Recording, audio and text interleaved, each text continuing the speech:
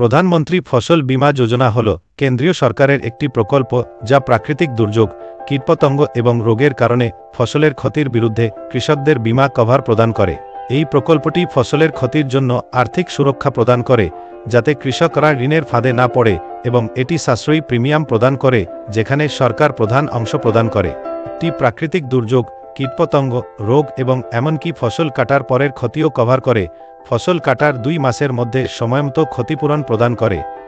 আবেদন করতে কৃষকদের একটি পাসপোর্ট সাইজ এর ছবি, পরিচয় প্রমাণ যেমন আধার বা ভোটার আইডি, ঠিকানার প্রমাণ, জমির মালিকানার নথি, স্থানীয় কর্তৃপক্ষ থেকে বপন করা ফসলের প্রমাণ, ব্যাংক অ্যাকাউন্টের বিবরণ এবং জমির রেকর্ড প্রয়োজন।